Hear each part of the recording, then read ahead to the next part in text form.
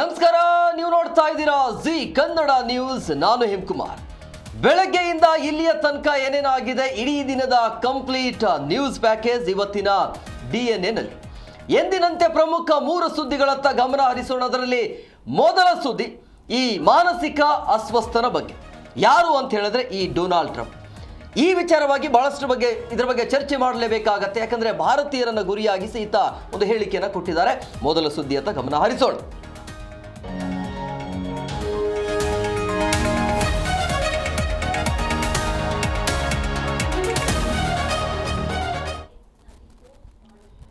ನೋಡಿ, ಈ ಮನುಷ್ಯನಿಗೆ ಅಂದರೆ ಈ ಅಧ್ಯಕ್ಷ ಡೊನಾಲ್ಡ್ ಟ್ರಂಪ್ ಅವರ ಹೇಳಿಕೆ ಇದೆಯಲ್ಲ, ಈತನಿಗೆ ಅಧ್ಯಕ್ಷ ಅಂತ ಕರಿಬೇಕಾ ಅಥವಾ ಅನರಕ್ಷಿತಾನ್ ಅಂತ ಹೇಳಬೇಕಾ, ಅಹಂಕಾರಿ ಅಂತ ಕರಿಬೇಕಾ, ಅಸ್ವಸ್ಥ ಅನ್ನಬೇಕು ಅಥವಾ ಅರಳು ಮರಳು ಅನ್ನಬೇಕು, ದೊಡ್ಡಣ ಅಂತ ಕರಿಬೇಕಾ, ದಡ್ಡಣ ಅಂತ ಹೇಳಬೇಕಾ ಅಥವಾ ಹುಚ್ಚ ಅಂತ ಕರಿಬೇಕಾ, ಏನು ಅಂತ ಕರಿಬೇಕು ಅನ್ನೋದೇ ಗೊತ್ತಾಗ್ತಾ ಇಲ್ಲ.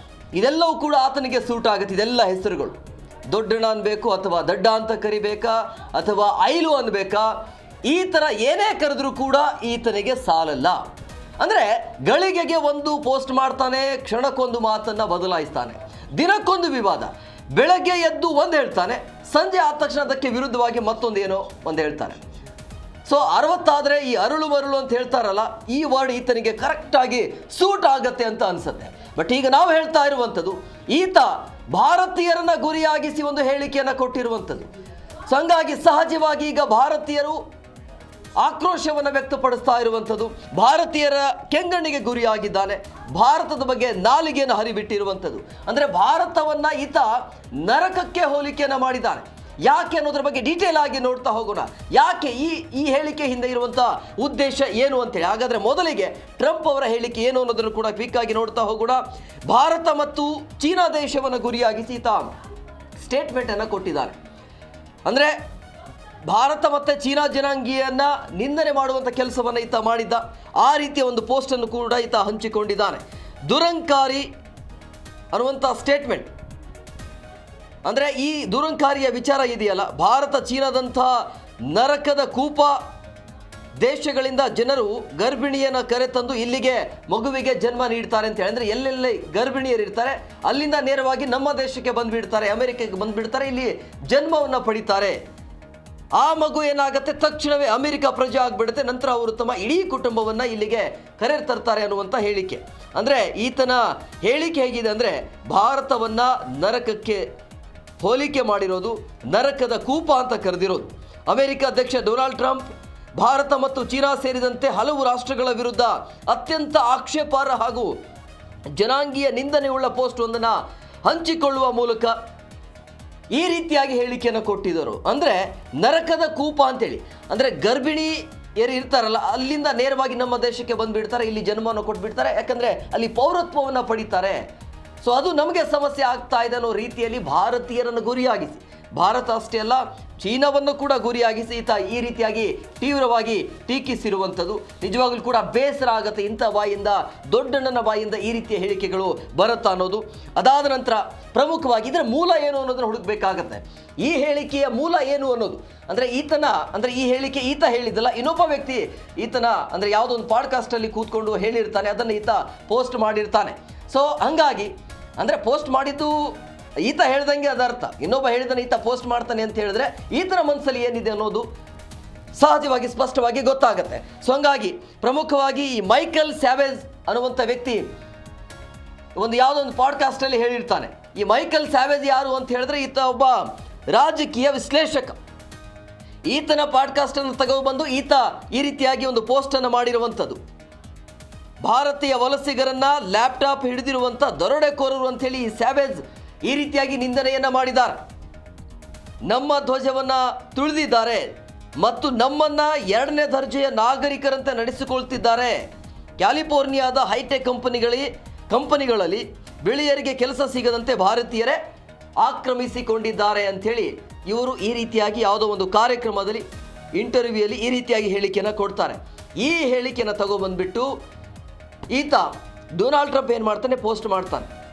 ಅಂದರೆ ಈತ ಭಾರತೀಯರ ವಲಸಿಗರ ಸಂಖ್ಯೆ ಜಾಸ್ತಿ ಆಗ್ತಾ ಇದೆ, ಅದರಿಂದ ನಮಗೆ ಎಫೆಕ್ಟ್ ಆಗ್ತಾ ಇದೆ ಅಂತ ರಾಜಕೀಯ ವಿಶ್ಲೇಷಕರಾಗಿರುವಂತಹ ಮೈಕಲ್ ಸ್ಯಾವೇಜ್ ಅವರ ಹೇಳಿಕೆ ಇದು.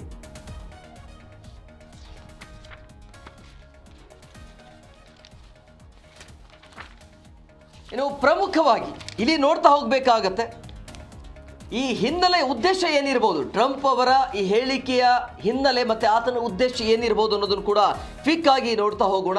ಈ ವಿವಾದದ ಹಿನ್ನೆಲೆಯ ಉದ್ದೇಶ ಏನಿರಬಹುದು ಅನ್ನೋದು, ಅಂದರೆ ಎಲ್ಲಿಂದ ಬಂತು, ಯಾಕೆ ಈ ರೀತಿ ಚರ್ಚೆ ಆಗ್ತಿದೆ ಅಂತ ಹೇಳಿದ್ರೆ, ಈ ಒಬ್ಬ ರಾಜಕೀಯ ಚಿಂತಕ ಹೇಳಿಕೆ ಒಂದದು ಮೈಕಲ್ ಸ್ಯಾವೇಜ್ ಪೋಸ್ಟ್ ಏನಿದೆಯಲ್ಲ, ಟ್ರಂಪ್ ಏನು ಮಾಡ್ತಾನೆ, ತಮ್ಮ ಟ್ರೂತ್ ಸೋಷಿಯಲ್ ವೇದಿಕೆಯಲ್ಲಿ ಇದನ್ನು ಮೈಕಲ್ ಸ್ಯಾವೇಜ್ ಪಾಡ್ಕಾಸ್ಟನ್ನು ಹಂಚಿಕೆ ಮಾಡಿರ್ತಾರೆ.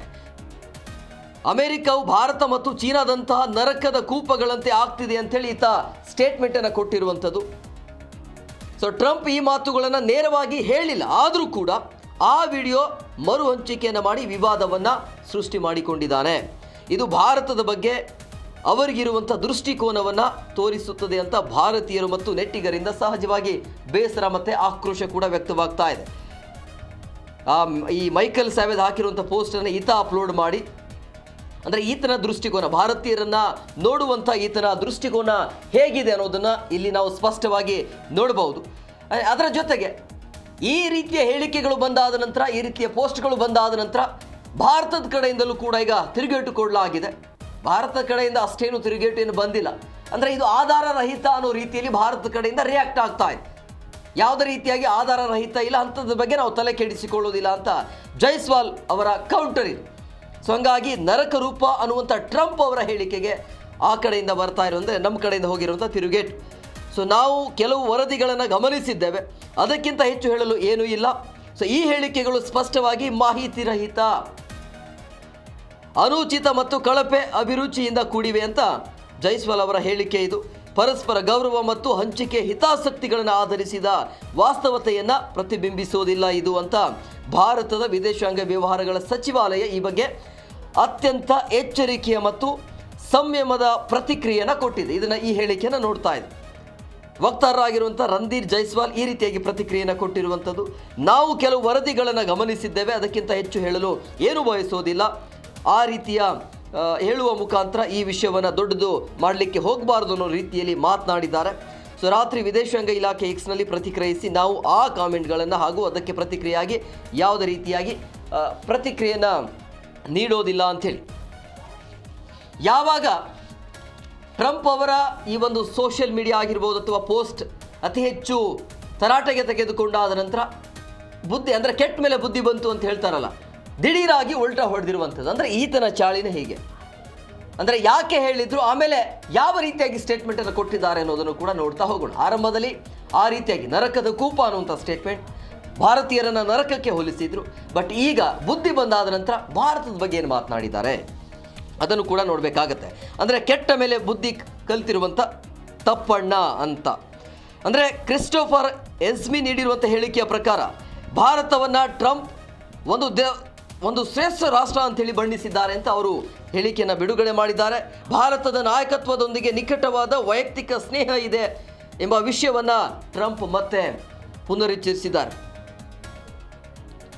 ಸೊ ಈ ಮೂಲಕ ಸೃಷ್ಟಿಯಾಗಿದ್ದ ವಿವಾದವನ್ನು ಶಮನಗೊಳಿಸಲು ರಾಯಭಾರ ಕಚೇರಿ ಪ್ರಯತ್ನ ಮಾಡ್ತಿದೆ ಅನ್ನೋದು ಸ್ಪಷ್ಟವಾಗಿ ಗೊತ್ತಾಗ್ತಾ ಇದೆ.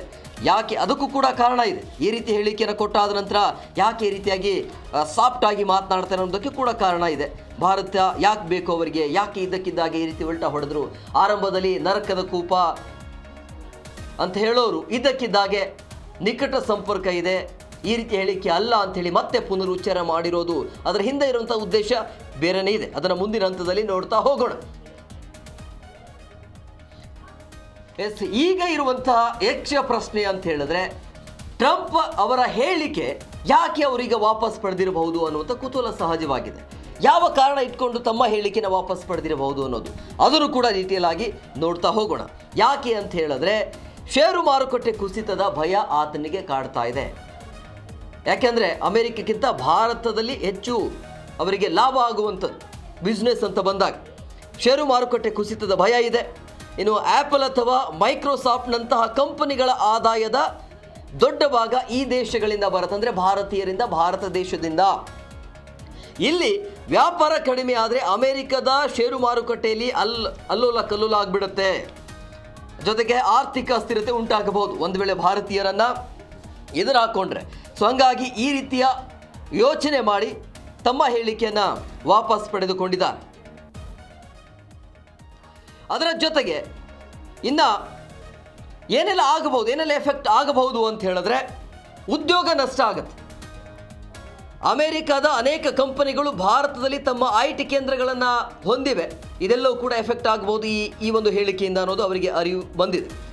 ಸಂಬಂಧ ಹದಗೆಟ್ಟರೆ ಏನಾಗುತ್ತೆ, ಸಾವಿರಾರು ಉದ್ಯೋಗಗಳ ಮೇಲೆ ಪರಿಣಾಮ ಬೀರಬಹುದು ಅನ್ನುವಂಥ ಆಲೋಚನೆ, ಆ ರೀತಿ ಯೋಚನೆ ಮಾಡಿ ತಮ್ಮ ಹೇಳಿಕೆಯನ್ನು ವಾಪಸ್ ಪಡೆದಿದ್ದಾರೆ, ಭಾರತವನ್ನು ಹೊಗಳಿದ್ದಾರೆ. ಇದು ಒಂದು ಭಾಗ ಸಹಜವಾಗಿ. ಯಾಕೆ ಅಂತ ಹೇಳಿದ್ರೆ ಒಂದು ವೇಳೆ ಸಂಬಂಧ ಹದಗೆಟ್ಟರೆ ಏನಾಗುತ್ತೆ, ಸಾವಿರಾರು ಉದ್ಯೋಗಗಳ ಮೇಲೆ ಸಹಜವಾಗಿ ಪರಿಣಾಮ ಬೀರುತ್ತೆ. IT ಕೇಂದ್ರಗಳಿದ್ದಾವೆ, ದೊಡ್ಡ ದೊಡ್ಡ ಕಂಪನಿಗಳು ಇದ್ದಾವೆ. ಸೊ ಈ ರೀತಿಯಾಗಿ ಸಮಸ್ಯೆ ಆಗಬಹುದು ಅಂಥೇಳಿ ಈ ರೀತಿಯಾಗಿ ತಿರುಗಿ ಬಿದ್ದಿದ್ದಾರೆ. ಅದರ ಜೊತೆಗೆ ಭಾರತ ಮತ್ತು ಚೀನಾ ಒಂದು ವೇಳೆ ತಿರುಗಿ ಬಿದ್ದರೆ ಅಮೆರಿಕಕ್ಕೆ ಏನೆಲ್ಲ ಎಫೆಕ್ಟ್ ಆಗುತ್ತೆ ಅದನ್ನು ಕೂಡ ನೋಡ್ತಾ ಹೋಗೋಣ. ಅಂದರೆ ಪರ್ಯಾಯ ಬ್ರ್ಯಾಂಡ್ಗಳ ಬೆಳವಣಿಗೆ ಕುಸಿತ ಆಗುತ್ತೆ ಅನ್ನೋದು. ಅಂದರೆ ಪರ್ಯಾಯ ಬ್ರ್ಯಾಂಡ್ಗಳ ಬೆಳವಣಿಗೆ ಕುಸಿತ ಆಗುತ್ತೆ ಅಂದರೆ ಇಲ್ಲಿ ಅಂದರೆ ಲೋಕಲ್ ಆಗಿ ಅವರು ಮಾಡ್ತಾರೆ, ಬಟ್ ಇವರ ಬ್ರ್ಯಾಂಡ್ ಅದು ಕುಸಿತ ಆಗುತ್ತೆ ಅನ್ನೋದು. ಅಮೆರಿಕದ ಕಂಪನಿಗಳನ್ನ ಕೈ ಬಿಟ್ಟರೆ ಜನರು ಏನಾಗುತ್ತಾರೆ, ಸ್ಥಳೀಯ ಬ್ರ್ಯಾಂಡ್ಗಳತ್ತ ಹೆಚ್ಚು ಗಮನ ಕೊಡ್ತಾರೆ. ಸೊ ಹಂಗಾಗಿ ಇಲ್ಲಿ ಪರ್ಯಾಯ ಬ್ರ್ಯಾಂಡ್ಗಳ ಬೆಳವಣಿಗೆ ಜಾಸ್ತಿ ಆಗಬಹುದು. ಅಂದರೆ ಅವರ ಬ್ರ್ಯಾಂಡ್ಗಳನ್ನು ಬಿಟ್ಟು ಆಪ್ತರು ಭಾರತ ಚೀನಾ ಅಂತ ಬಂದಾಗ ಬೇರೆ ಬೇರೆ ದೇಶಗಳ ಜೊತೆಗೆ ಒಮ್ಮೆ ಮಾರುಕಟ್ಟೆ ಕಳೆದುಕೊಂಡ್ರೆ ಅದನ್ನು ಮರಳಿ ಪಡೆಯೋದು ಅಮೆರಿಕಕ್ಕೆ ಕಷ್ಟ ಆಗಬಹುದು ಅನ್ನೋದು.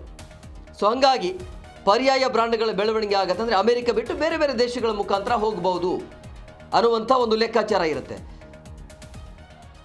ಇನ್ನು ಇದಾದ ನಂತರ ಭಾರತ ಮತ್ತು ಚೀನಾ ತಿರುಗಿ ಬಿದ್ದರೆ ಏನಾಗಬಹುದು ಅನ್ನೋದು ಕೂಡ ನೋಡಿದ್ದೀವಿ. ಇನ್ನೊಂದು ಹಂತವನ್ನು ನೋಡಿದಾಗ ಇಲ್ಲಿ ಪೂರೈಕೆ ಕಡಿಮೆ ಆಗುತ್ತೆ.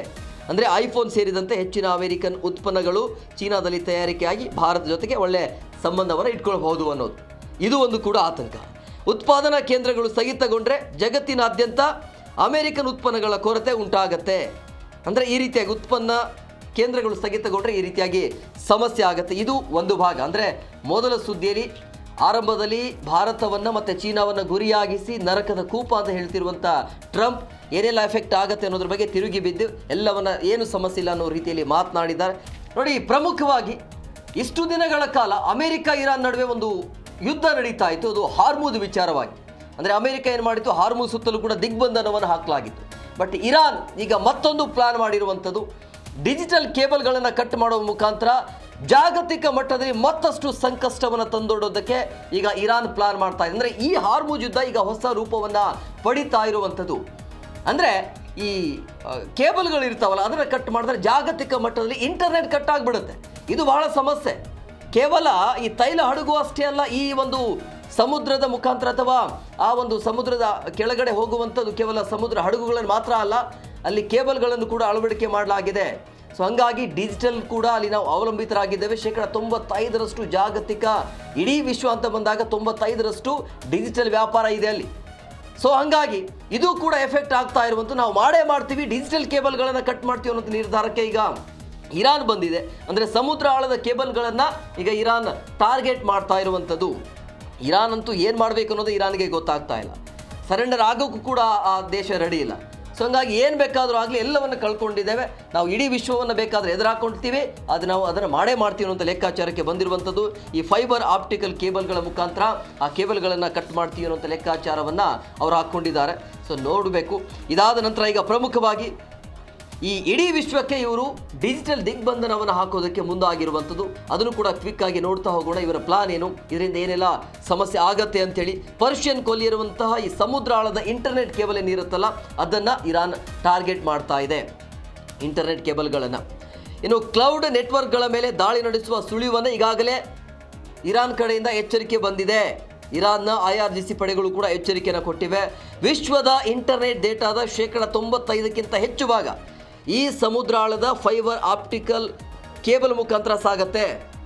ಇದು ಕೂಡ ಇಂಪಾರ್ಟೆಂಟ್ ನೋಡಿ. ವಿಶ್ವದ ಇಂಟರ್ನೆಟ್ ಡೇಟಾ ಏನಿದೆಯಲ್ಲ 95%ಕ್ಕಿಂತ ಹೆಚ್ಚು ಭಾಗ ಅದೇ ಮಾರ್ಗ, ಈ ಹಾರ್ಮುಜ್ ಮಾರ್ಗ ಏನಿದೆಯಲ್ಲ, ಅಂದರೆ ಈ ಒಟ್ಟಾರೆ ಈ ಕೊಲ್ಲಿ ಭಾಗದಲ್ಲಿ ಈ ಸಮುದ್ರ ಆಳದ ಫೈಬರ್ ಆಪ್ಟಿಕಲ್ ಮುಖಾಂತರನೇ ಸಾಗತ್ತೆ. ಸೊ ಕೆಂಪು ಸಮುದ್ರ ಮತ್ತು ಪರ್ಷಿಯನ್ ಕೊಲ್ಲಿಯ ಪ್ರದೇಶಗಳು ಏಷ್ಯಾ ಮತ್ತು ಯುರೋಪ್ ಸಂಪರ್ಕಿಸುವ ಕೊಂಡಿಗಳಾಗಿವೆ. ಸೊ ಇದನ್ನು ಕೂಡ ಇವರು ಟಾರ್ಗೆಟ್ ಮಾಡ್ತಿದ್ದಾರೆ. ಪರ್ಷಿಯನ್ ಕೊಲ್ಲಿರುವಂತಹ ಸಮುದ್ರದಾಳದ ಇಂಟರ್ನೆಟ್ ಕೇಬಲ್ಗಳು ಮತ್ತು ಕ್ಲೌಡ್ ನೆಟ್ವರ್ಕ್ಗಳ ಮೇಲೆ ದಾಳಿ ನಡೆಸುವಂತಹ ಸುಳಿವನ್ನು ಈಗಾಗಲೇ IRGC ಕೊಟ್ಟಿದೆ. ವಿಶ್ವದ ಒಟ್ಟು ಇಂಟರ್ನೆಟ್ ಡೇಟಾ ಎಷ್ಟು ಗೊತ್ತಾ? 95% ಹೆಚ್ಚು. ಇನ್ನು ಪ್ರಮುಖವಾಗಿ ಇಂಟರ್ನೆಟ್ ಹಾಗೂ ಹಾರ್ಮುಜ್ ಹಾದಿ ಯಾವ ರೀತಿಯಾಗಿದೆ?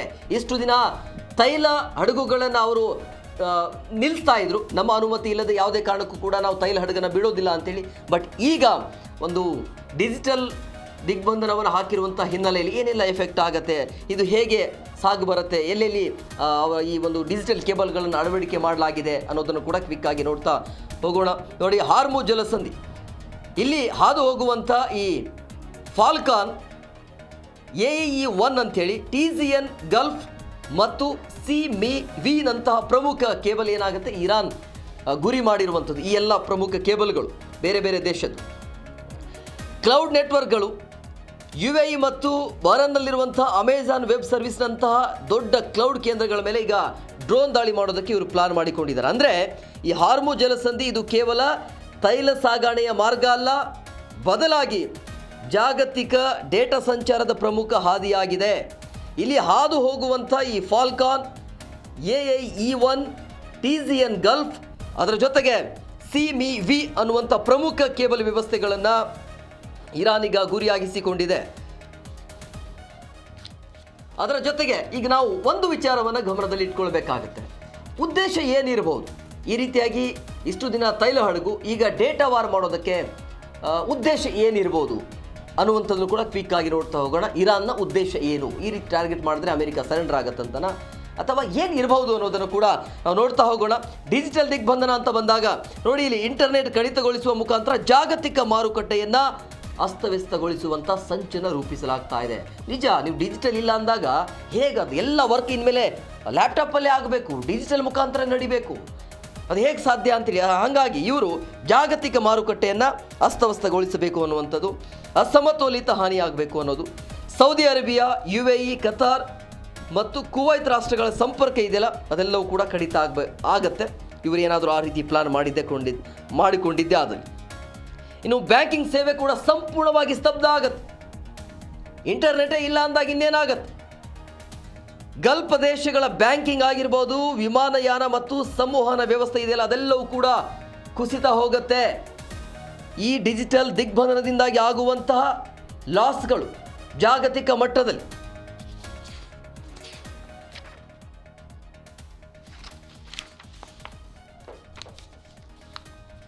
ಇನ್ನು ಪ್ರಮುಖವಾಗಿ ಭಾರತದ ಹಡಗನ್ನ ವಶಕ್ಕೆ ಪಡೆದಿರುವಂತಹ ವಿಚಾರ ಇದೆಯಲ್ಲ, ಅದು ಕೂಡ ದೊಡ್ಡ ಮಟ್ಟದಲ್ಲಿ ಸದ್ದು ಮಾಡ್ತಿತ್ತು. ಆ ವಿಡಿಯೋವನ್ನು ಈಗ ಇವರು ರಿಲೀಸ್ ಮಾಡಿದ್ದಾರೆ. ಆ ವಿಡಿಯೋವನ್ನು ರಿಲೀಸ್ ಮಾಡಿ ಹೇಗೆ ಯಾವ ರೀತಿಯಾಗಿ ಅದನ್ನು ವಶಕ್ಕೆ ಪಡೆದಿದ್ರು ಅನ್ನೋದ್ರ ಬಗ್ಗೆ ರಿಲೀಸ್ ಮಾಡಿದ್ದಾರೆ. ಮುಖಕ್ಕೆ ಮಾಸ್ಕ್ ಹಾಕಿರುವಂಥ ಈ IRGC ನೌಕಾಪಡೆ ಕಮಾಂಡರ್ಗಳು ಅಂದರೆ ಯಾವ ರೀತಿ ಹೆಲಿಕಾಪ್ಟರ್ ಮುಖಾಂತರ ಆ ಹಡಗಿನ ಮೇಲೆ ಹೇಗೆಲ್ಲ ಇಳಿದು ಬಂದು ಅದನ್ನು ವಶಕ್ಕೆ ಪಡೆದಿದ್ದಾರೆ ಅನ್ನೋದನ್ನು ಕೂಡ ಅವರು ತೋರಿಸಿಕೊಂಡಿದ್ದಾರೆ. ಭಾರತದ ಹಡಗನ್ನು ಯಾವ ರೀತಿಯಾಗಿ ವಶಕ್ಕೆ ಪಡೆದಿದ್ದಾರೆ ಅನ್ನೋದು. ಅಂತಾರಾಷ್ಟ್ರೀಯ ಸಮುದ್ರ ನಿಯಮಗಳನ್ನು ಉಲ್ಲಂಘನೆ ಆರೋಪದಡಿ ವಶಕ್ಕೆ ಪಡೆಯಲಾಗಿದೆ ಅಂತ IRGC ಹೇಳಿದೆ. ಹಾರ್ಮುಜ್ ಸುವ್ಯವಸ್ಥೆ ಮತ್ತು ಸುರಕ್ಷತೆಯನ್ನು ಅಡ್ಡಪಡಿಸುವುದನ್ನು ಇರಾನ್ನ ಕೆಂಪುಗೆರೆಯನ್ನು ದಾಟಿದಂತೆ ಅದೆಲ್ಲವನ್ನ ಗೊತ್ತಿದೆ. ಆದರೂ ಕೂಡ ಬಣ್ಣ ಧೈರ್ಯ ಅಂತ ಕರಿತೀವಲ್ಲ, ನೀವೇನೇ ಉಲ್ಲಂಘನೆ ಮಾಡಿದರೂ ಕೂಡ ನಮ್ಗೆ ಏನು ಮ್ಯಾಟ್ರೇ ಆಗೋದಿಲ್ಲ ಅನ್ನೋದು, ಇದೆಲ್ಲವೂ ಕೂಡ ಉಲ್ಲಂಘನೆ. ಈಗ ಎರಡು ದೇಶಗಳ ಮಧ್ಯೆ ಯುದ್ಧ ನಡೀತಾ ಇದ್ರೆ ಮೂರನೇವರಿಗೆ ಇವರು ಸಮಸ್ಯೆ ಕೊಡ್ತಾ ಇದ್ದಾರೆ, ಇದೆಲ್ಲವೂ ಕೂಡ ಉಲ್ಲಂಘನೆ ಆಗೇ ಆಗತ್ತೆ. ಇರಾನ್ ಬಿಡುಗಡೆ ಮಾಡಿರುವಂಥ ವಿಡಿಯೋದಲ್ಲಿ IRGC ನೌಕಾಪಡೆಯ ಕಮಾಂಡ್ಗಳು ಹೆಲಿಕಾಪ್ಟರ್ ಮುಖಾಂತರ ಹಡಗಿನ ಮೇಲೆ ಇಳಿತಾ ಇರೋದನ್ನು ಕೂಡ ನೀವು ನೋಡ್ತಾ ಇದ್ರಿ. ಅದರ ಜೊತೆಗೆ ತಮ್ಮ ಮುಖಕ್ಕೆ ಆ ಮಾಸ್ಕನ್ನು ಹಾಕಿಕೊಂಡಿದ್ದಾರೆ. ಅಂತಾರಾಷ್ಟ್ರೀಯ ಸಮುದ್ರ ನಿಯಮಗಳ ಉಲ್ಲಂಘನೆ ಆರೋಪದ ಮೇಲೆ ಈ ಹಡಗುಗಳನ್ನು ವಶಕ್ಕೆ ಪಡೆಯಲಾಗಿದೆ ಅಂತ ಇರಾನ್ ತಿಳಿಸಿದೆ. ಹಾರ್ಮುಜ್ ಜಲಸಂಧಿಯಲ್ಲಿ ಸುವ್ಯವಸ್ಥೆ ಮತ್ತು ಸುರಕ್ಷತೆಗೆ ಅಡ್ಡಿಪಡಿಸೋದು ಇರಾನ್ನ ಕೆಂಪುಗೆರೆಯನ್ನು ದಾಟಿದಂತೆ, ಅಂದರೆ ಅವ್ರು ಹೇಳಿದ್ರು ಕೂಡ ಈ ರೀತಿಯಾಗಿ ಇರಾನ್ನ ಕೆಂಪುಗೆರೆ ದಾಟಿದಂತೆ ಇವರು ಒಂಥರ ಸಮರ್ಥನೆಯನ್ನು ಕೊಳ್ತಿದ್ದಾರೆ. ಸೊ ಹಂಗಾಗಿ ಡಿಜಿಟಲ್ ಲಾಕ್ ಆದರೆ ಭಾರತಕ್ಕೆ ಏನೆಲ್ಲ ಸಮಸ್ಯೆ ಆಗುತ್ತೆ, ಭಾರತದ ಮೇಲೆ ಆಗುವಂಥ ಪರಿಣಾಮಗಳು ಏನು ಅನ್ನೋದನ್ನು ಕೂಡ ಕ್ವಿಕ್ ಆಗಿ ನೋಡ್ತಾ ಹೋಗೋಣ. ಪ್ರಮುಖವಾಗಿ ಇಂಧನ ಅಭದ್ರತೆ ಆಗತ್ತೆ. ಈ ರೀತಿ ಹಡಗುಗಳನ್ನು ವಶಕ್ಕೆ ಪಡೆದುಕೊಂಡಿದ್ದೇ ಆದಲ್ಲಿ ಈಗಾಗಲೇ ಕೂಡ ಭಾರತ ದೇಶ ತತ್ತರಿಸಿ ಹೋಗ್ತಾ ಇದೆ, ಸಾಕಷ್ಟು ಸಮಸ್ಯೆ ಆಗ್ತಾ ಇದೆ. ಕೇವಲ ತೈಲ ಅಷ್ಟೇ ಅಲ್ಲ, ಔಷಧಿಗಳು ಕೂಡ ಈಗ ಸಿಗ್ತಾ ಇಲ್ಲ, ರೈತರಿಗೆ ಬೇಕಾಗಿರುವಂಥ ರಸಗೊಬ್ಬರ ಕೂಡ ಕೊರತೆ ಆಗ್ತಾ ಇದೆ, ನಾನಾ ಸಮಸ್ಯೆ. ಈ ಯುದ್ಧ ಮತ್ತೆ ಕಂಟಿನ್ಯೂ ಆಗ್ತಾ ಇದೆ, ಮತ್ತಷ್ಟು ಸಮಸ್ಯೆ ಎದುರಾಗುವಂಥ ಎಲ್ಲ ಸಾಧ್ಯತೆ ಅಂತೂ ಕಂಡು ಬರ್ತಾ ಇದೆ. ಭಾರತೀಯ ಸಿಬ್ಬಂದಿ ವಿಚಾರ ಅಂತ ಬಂದಾಗ ಭಾರತೀಯ ಮೂಲದ ನಾವಿಕರ ಸುರಕ್ಷತೆಯ ಬಗ್ಗೆ ಭಾರತ ಇನ್ನರ ಜೊತೆ ನಾವು ಅನಿವಾರ್ಯವಾಗಿ ಚರ್ಚೆ ಮಾಡಲೇಬೇಕಾಗುತ್ತೆ ಇಂಥ ಸಂದರ್ಭದಲ್ಲಿ. ಅದರ ಜೊತೆಗೆ ಆರ್ಥಿಕ ಹೊರೆ ಕೂಡ ಬೀಳುತ್ತೆ. ಸಮುದ್ರ ವಿಮೆ ಹೆಚ್ಚಾಗಿ ಭಾರತದಲ್ಲಿ ಪೆಟ್ರೋಲ್ ಮತ್ತು ಡೀಸೆಲ್ ಬೆಲೆ ಏರಿಕೆ ಆಗುವಂಥ ಸಾಧ್ಯತೆ ಇದೆ. ಈ ಹಡಗುಗಳು ಭಾರತದ ಬಂದರುಗಳತ್ತ ಬರ್ತಾ ಇದ್ದ ಕಾರಣ ಅನಿವಾರ್ಯವಾಗಿ ನಾವು ಅವ್ರ ಜೊತೆಗೆ ಕೂತ್ಕೊಂಡು ಮಾತುಕತೆಯನ್ನು ಮಾಡಲೇಬೇಕಾಗುತ್ತೆ. ಇಲ್ಲ ಅಂತ ಹೇಳಿದ್ರೆ ಭಾಳಷ್ಟು ಸಮಸ್ಯೆ ಆಗುತ್ತೆ ನಮ್ಮ ಭಾರತ ದೇಶಕ್ಕೆ. ಸೊ ಪರ್ಯಾಯ ವ್ಯವಸ್ಥೆ ಅಂತೂ ಇದುವರೆಗೂ ನಾವು ಕಂಡುಕೊಂಡಿಲ್ಲ, ಗೊತ್ತಿಲ್ಲ ಯಾಕೆ ಸೈಲೆಂಟ್ ಆಗಿದೆ ಭಾರತ ಅಂತೇಳಿ. ಇದು ಒಂದಾಯಿತು. ಈಗ ಅಮೆರಿಕ ಡೊನಾಲ್ಡ್ ಟ್ರಂಪ್ ಅವರ ಮತ್ತೊಂದು ಹೇಳಿ, ದಿಗ್ಬಂಧನ ವಿಚಾರ ಅಂತ ಬಂದಾಗ, ಹಡಗುಗಳ ದಿಗ್ಬಂಧನ ವಿಚಾರ ಅಂತ ಬಂದಾಗ ಇರಾನ್ನ ಯಾವುದೇ ಹಡಗು ಕಂಡಿದ್ದೇ ಆದಲ್ಲಿ ಅವ್ರನ್ನ ಸೂಟ್ ಮಾಡಿ ಅಂತ ಮುಕ್ತ ಆದೇಶವನ್ನು ಕೊಟ್ಟಿದ್ದಾರೆ. ನಿಮ್ಮಲ್ಲಿ ಏನಾದರೂ ಇರಾನಿನ ಹಡಗು ಕಂಡಿದ್ದೇ ಆದಲ್ಲಿ ನೀವು ಮುಕ್ತವಾಗಿ ಅದನ್ನು ಏನು ಬೇಕಾದರೂ ಮಾಡಬಹುದು ಅಂತ ಆದೇಶ ಅಮೆರಿಕ ಕಡೆಯಿಂದ, ಟ್ರಂಪ್ ಕಡೆಯಿಂದ. ಅಂದರೆ ಇರಾನ್ ನೌಕೆಗಳು ಕಂಡಿದ್ದೇ ಆದಲ್ಲಿ ಉಡಾಯಿಸಿ ಅಂತ, ಸುಟ್ಟು ಬಿಸಾಕಿ ಅಂಥೇಳಿ. ಇರಾನ್ನ ನೌಕಾಪಡೆಯ ಸಣ್ಣ ಬೋಟ್ಗಳಿಂದ ಹಾರ್ಮೋಜಲ್ಲಿ ಅಕ್ರಮವಾಗಿ ಮೈನ್ ಅಳವಡಿಕೆ ಮಾಡಲಾಗ್ತಾ ಇದೆಯಲ್ಲ, ಹಂಗೇನಾದರೂ ಕಂಡಿದ್ದೇ ಆದಲ್ಲಿ ನನ್ನ ಪರ್ಮಿಷನ್ ಬೇಕಾಗಿಲ್ಲ, ಕಂಡ್ರೆ ನೀವು ಶೂಟ್ ಮಾಡಿ ಅಂತ ಇರಾನ್ನ ಯಾವುದೇ ನೌಕೆ ಕಂಡ ಕೂಡಲೇ ಗುಂಡಿಕ್ಕಿ ಕೊಲ್ಲುವಂತೆ ಡೊನಾಲ್ಡ್ ಟ್ರಂಪ್ ಈಗಾಗಲೇ ಸೂಚನೆಯನ್ನು ಕೊಟ್ಟಿದ್ದಾರೆ. ಜಲಸಂಧಿಯನ್ನು ಸುರಕ್ಷಿತಗೊಳಿಸಲು ಅಮೆರಿಕದ ಮೈನ್ ಸ್ವೀಪರ್ಸ್ ಈ ಒಂದು ಕಾರ್ಯಾಚರಣೆ ಮಾಡ್ತಿದೆ ಅಂತ ಅಮೆರಿಕ ಹೇಳ್ತಾ ಇದೆ. ಇದು ಅಮೆರಿಕದ ಹೇಳಿಕೆಗಳು.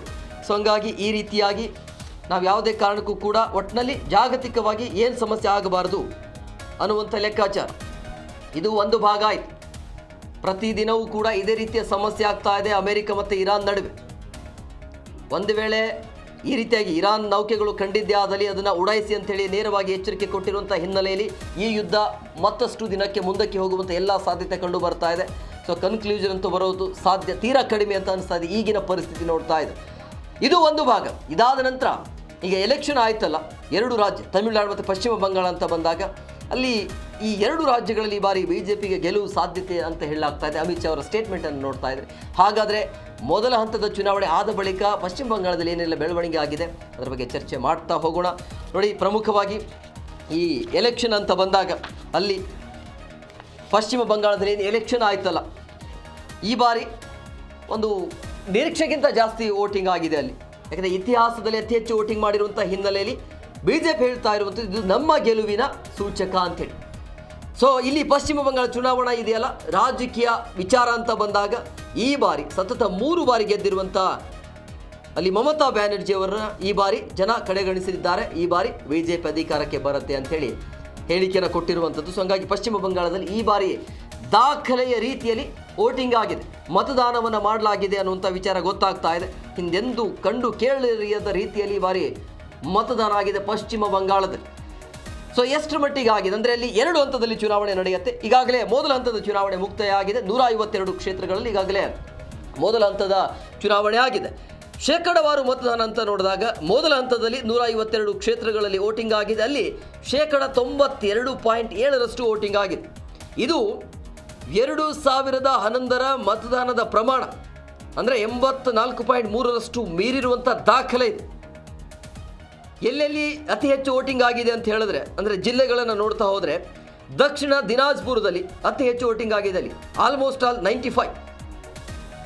ಇನ್ನು ಕೂಚ್, ಬಿಹಾರ್ ಮತ್ತು ಬೀರ್ಭೂಮ್ ಜಿಲ್ಲೆಗಳಲ್ಲಿ 94%ಕ್ಕಿಂತ ಹೆಚ್ಚು ಅಲ್ಲಿ ವೋಟಿಂಗ್ ಮಾಡಲಾಗಿದೆ. ಶೇಕಡವಾರು ಮತದಾನ ಅಂತ ಬಂದಾಗ 152 ಕ್ಷೇತ್ರಗಳ ಪೈಕಿ ಮೊದಲ ಹಂತದಲ್ಲಿ 92.7% ವೋಟಿಂಗ್ ಆಗಿದೆ. ಇದು ದಾಖಲೆಯ ವೋಟಿಂಗ್. ಸೊ ಇದನ್ನೇ ಬಿಜೆಪಿ ಹೇಳ್ತಾ ಇರುವಂಥದ್ದು, ಇದು ಒಂಥರ ಗೆಲುವಿನ ಸೂಚಕ ನಮಗೆ ಬಿಜೆಪಿಗೆ ಅಂಥೇಳಿ. ರಾಷ್ಟ್ರ ರಾಜಕಾರಣದಲ್ಲಿ ಈ ರೀತಿಯಾಗಿ ಈ ಬಾರಿ ಗಮನ ಸೆಳೀತಾ ಇರುವಂತಹ ಎಲೆಕ್ಷನ್ನ ರಿಸಲ್ಟ್ ಅನ್ನೋದಕ್ಕಿಂತ ವೋಟಿಂಗ್ ಶೇರು ಈ ರೀತಿಯಾಗಿ ಜಾಸ್ತಿ ಆಗಿದೆ. ಸೊ 4ನೇ ತಾರೀಕಿಗೆ ಇವರ ಭವಿಷ್ಯ ಗೊತ್ತಾಗುತ್ತೆ. ಇನ್ನೊಂದು ಹಂತದ ಚುನಾವಣೆ ನಡಿಬೇಕಾಗತ್ತೆ. ಸೊ ಇದು ಮೊದಲ ಹಂತದ ಚುನಾವಣೆ ಈ ಬಾರಿ ಚೆನ್ನಾಗಿ ಆಗಿದೆ ಪಶ್ಚಿಮ ಬಂಗಾಳದಲ್ಲಿ. ಇನ್ನು ಇದಾದ ನಂತರ ಈ ಎಲೆಕ್ಷನ್ ಆಗ್ತಾ ಇದ್ದಂಗೆ, ಮೊದಲ ಹಂತದ ಚುನಾವಣೆ ಆಗ್ತಾ ಇದ್ದಂಗೆ ಅಮಿತ್ ಶಾ ಅವರು ಕೂಡ ಮಾತನಾಡಿದ್ದಾರೆ. ಅಮಿತ್ ಶಾ ಅವರ ಹೇಳಿಕೆಯನ್ನು ನೋಡ್ತಾ ಹೋದರೆ 152 ಸ್ಥಾನಗಳ ಪೈಕಿ ಬಿಜೆಪಿ 110 ಸ್ಥಾನಗಳಲ್ಲಿ ಗೆಲ್ಲತ್ತೆ, ಜಯ ಸಾಧಿಸಲಿದೆ ಅಂತ ಅಮಿತ್ ಶಾ ಅವರ ಹೇಳಿಕೆ ಇದೆ. ಮತದಾನ ಪ್ರಮಾಣ ಹೆಚ್ಚಾಗಿರೋದು ಪಕ್ಷದ ಗೆಲುವಿನ ಸಂಕೇತ ಅಂತ ಬಿಜೆಪಿಯ ನಾಯಕರಾಗಿರುವಂಥ ಅಮಿತ್ ಶಾ ಅವರ ಸ್ಟೇಟ್ಮೆಂಟ್. ಹಾಗಾದ್ರೆ ಅಮಿತ್ ಶಾ ಅವರ ಹೇಳಿಕೆಯನ್ನು ಕೇಳ್ಕೊಂಡು ಬರೋಣ ಬನ್ನಿ. और नरेंद्र मोदी जी के नेतृत्व में भारत के विकास की जो यात्रा चल रही है उसमें बंगाल के प्रथम चरण के मतदाताओं ने स्पष्ट कर दिया है कि बंगाल भी उसमें जुड़ने जा रहा है। 16 जिलों की 52 सीटों पर 92.98% मत ये निश्चित रूप से बताता है कि दीदी जाने वाली है और भाजपा आने वाली है। भय जाने वाला है और भरोसा आने वाला है। हमने कल देर रात तक हमारे सभी विधानसभा के कार्यकर्ताओं के साथ भारतीय जनता पार्टी बंगाल की टीम ने एक असेसमेंट करा है जो पोलिंग हुई है ऐसा इसका, और मैं स्पष्ट रूप से आपको बताना चाहता हूँ ಈ ಬಾರಿ ಪಶ್ಚಿಮ ಬಂಗಾಳದಲ್ಲಿ ನಾವೇ ಗೆಲ್ತೀವಿ ಅಂತ ಅಮಿತ್ ಶಾ ಅವರ ಹೇಳಿಕೆ ಇದು. ಅಂದರೆ ಬಂಗಾಳ ನಮ್ಮದೇ ಅಂತೇಳಿ ಹೇಳಿಕೆಯನ್ನು ಕೊಟ್ಟಿದ್ದಾರೆ. 152 ಸ್ಥಾನಗಳ ಪೈಕಿ ಬಿಜೆಪಿ 110 ಸ್ಥಾನಗಳಲ್ಲಿ ಜಯವನ್ನು ಸಾಧಿಸಲಿದೆ ಅಂತ ಅಮಿತ್ ಶಾ ಹೇಳ್ತಾ ಇದ್ದಾರೆ. ಅಂದರೆ ಮತದಾನ ಪ್ರಮಾಣ ಹೆಚ್ಚಿರೋದು ಪಕ್ಷದ ಗೆಲುವಿನ ಸಂಕೇತ ಅನ್ನೋದು. ಈ ಬಾರಿ ಅಲ್ಲಿ ವೋಟಿಂಗ್ ಜಾಸ್ತಿ ಆಗಿದೆ. 125 ಸ್ಥಾನವನ್ನು ಗೆಲ್ತೇವೆ ಅಂಥೇಳಿ ಬಿಜೆಪಿಯ ಅಭ್ಯರ್ಥಿ ಸುವೇಂದು ಹೇಳಿಕೆಯನ್ನು ಕೊಟ್ಟಿದ್ದಾರೆ. ಅಂದರೆ ಅವ್ರು ಗೆಲ್ತಾರೆ, ಅವರೇ CM ಆಗ್ತಾರೆ ಅಂತೇಳಿ. ಪಶ್ಚಿಮ ಬಂಗಾಳದಲ್ಲಿ ದಾಖಲೆಯ ಮತದಾನ ಆಗಿದೆ. ಪ್ರಜಾಪ್ರಭುತ್ವದ ಮೇಲಿಟ್ಟಿರುವಂಥ ನಂಬಿಕೆ ಇದು. ಉಳಿದ 142 ಕ್ಷೇತ್ರಗಳಿಗೆ ಏಪ್ರಿಲ್ 29ರಂದು ಎರಡನೇ ಹಂತದ ವೋಟಿಂಗ್ ಆಗುತ್ತೆ. ಆದರೆ ಮೊದಲ ಹಂತದ ವೋಟಿಂಗ್ ನೋಡ್ತಾ ಇದ್ರೆ 110ಕ್ಕಿಂತ ಹೆಚ್ಚು ಸ್ಥಾನವನ್ನು ಗೆದ್ದು ಬಿಜೆಪಿ ಬರುತ್ತೆ. 125 ಸ್ಥಾನವನ್ನು ಗೆಲ್ತೀವಿ ಅಂಥೇಳಿ ಒಂದು ಕಡೆ ಬಿಜೆಪಿ ಅಭ್ಯರ್ಥಿ ಆಗಿರುವಂಥ ಸುವೇಂದ್ ಅವರು ಹೇಳಿಕೆಯನ್ನು ಕೊಟ್ಟಿದ್ದಾರೆ. ನಾನೇ CM ಆಗ್ತೀನಿ ಅನ್ನುವಂಥ ಆಸೆಯನ್ನು ಕೂಡ ಅವರು ವ್ಯಕ್ತಪಡಿಸಿದ್ದಾರೆ. ಇದು ಮೊದಲ ಹಂತದ ಚುನಾವಣೆಯ ಭವಿಷ್ಯ. ಇದು ಇನ್ನು ಎರಡನೇ ಹಂತ ಚುನಾವಣೆ ಆಗಬೇಕು, ಅದಾದ ನಂತರ ರಿಸಲ್ಟ್ ಬರಬೇಕು. ಬಟ್ ಗೊತ್ತಿಲ್ಲ, ಯಾವಾಗ ಇತಿಹಾಸ ನೋಡಿದ್ರೆ ಈ ರೀತಿಯಾಗಿ ವೋಟಿಂಗ್ ಶೇರ್ ಜಾಸ್ತಿ ಆದರೆ ಏನಾಗುತ್ತೆ ಅಂದರೆ ಜನ ಬದಲಾವಣೆಯನ್ನು ನೋಡ್ತಾರೆ ಅನ್ನುವಂಥ ವಾಡಿಕೆ ಇದೆ. ಸೊ ಹಾಗಾಗಿ ಬಹುಶಃ ಬಿಜೆಪಿ ಬರಬಹುದು ಅಂಥೇಳಿ ಬಿಜೆಪಿಯ ನಿರೀಕ್ಷೆ ಇದು. ಅಲ್ಲಿ ಈ ಬಾರಿ ಭರಪೂರ ಗ್ಯಾರಂಟಿಗಳನ್ನು ಕೂಡ ಕೊಟ್ಟಿದ್ರು.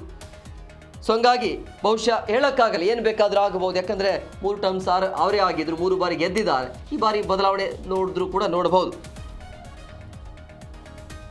ಇನ್ನು ಪ್ರಧಾನಿ ನರೇಂದ್ರ ಮೋದಿ ಅವರು ಕೂಡ ಹೂಗ್ಲಿ ನದಿಯಲ್ಲಿ ಬೋಟ್ ರೈಡಿಂಗ್ ಮಾಡಿದ್ದಾರೆ.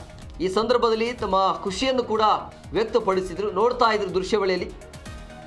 ಇಲ್ಲಿ ಹೂಗ್ಲಿ ನದಿಯಲ್ಲಿ ಯಾವ ರೀತಿಯಾಗಿ ಬೋಟಿಂಗಲ್ಲಿ ಓಡಾಟವನ್ನು ಮಾಡ್ತಿದ್ದಾರೆ ಅನ್ನೋದ್ರ ಬಗ್ಗೆ, ಅಂದರೆ ಗಂಗಾ ನದಿಯ ಒಂದು ಹಿನ್ನೆಲೆ ಅದು ಹೇಗೆ ಏನು ಇತ್ತು ಅನ್ನೋದ್ರ ಬಗ್ಗೆ ಕೂಡ ಅವರು ಮಾತನಾಡಿದರು. ಗಂಗಾ ಮಾತೆಗೆ ಕೃತಜ್ಞತೆಯನ್ನು ಕೂಡ ಅವರು ಸಲ್ಲಿಸಿದರು. ಹೂಗ್ಲಿ ನದಿಯ ತೀರದಲ್ಲಿ ಆ ಸಮಯವನ್ನು ಕಳೆದು ಈ ರೀತಿಯಾಗಿ ಗಂಗಾ ಮಾತೆಗೆ ಕೃತಜ್ಞತೆಯನ್ನು ಸಲ್ಲಿಸಿದ್ದಾರೆ. ಗಂಗಾ ಮಾತೆಗೆ ಕೃತಜ್ಞತೆಯನ್ನು ಸಲ್ಲಿಸುವ ಅವಕಾಶ ಸಿಕ್ಕಿತ್ತು ಅಂಥೇಳಿ ಪ್ರಧಾನಿ ನರೇಂದ್ರ ಮೋದಿ ಅವರು ತಮ್ಮ ಪೋಸ್ಟ್ ಮುಖಾಂತರ ತಮ್ಮ ಎಕ್ಸ್ನಲ್ಲಿ ಈ ರೀತಿಯಾಗಿ ಶೇರ್ ಮಾಡಿಕೊಂಡಿದ್ದಾರೆ. ಪರಿಶ್ರಮಿ ದೋಣಿಗಾರರು ಮತ್ತು ಬೆಳಗಿನ ನಡಿಗೆಯವರನ್ನು ಭೇಟಿ ಮಾಡುವ ಅವಕಾಶವೂ ಕೂಡ ಸಿಕ್ತು ಅಂತೇಳಿ, ಅಂದರೆ ಪೋಸ್ಟ್ ಮುಖಾಂತರ ತಮ್ಮ ಆಸೆಯನ್ನು ವ್ಯಕ್ತಪಡಿಸಿದ ಏನೆಲ್ಲ ಆಯಿತು ಅನ್ನೋದ್ರ ಬಗ್ಗೆ. ಮಹಾನ್ ಬಂಗಾಳಿ ಜನರ ಸಮೃದ್ಧಿಗಾಗಿ ನಮ್ಮ ಬದ್ಧತೆಯನ್ನು ಪುನರುಚ್ಚರಿಸಿದ್ದೇವೆ ಅಂತ ಪೋಸ್ಟ್ ಮುಖಾಂತರ ಈ ರೀತಿಯಾಗಿ ತಮ್ಮ ಹೇಳಿಕೆಯನ್ನು ಕೊಟ್ಟಿರುವಂಥದ್ದು. ಸೊ ಇದು ನರೇಂದ್ರ ಮೋದಿಯವರ ಬೋಟ್ ರೈಡಿಂಗ್.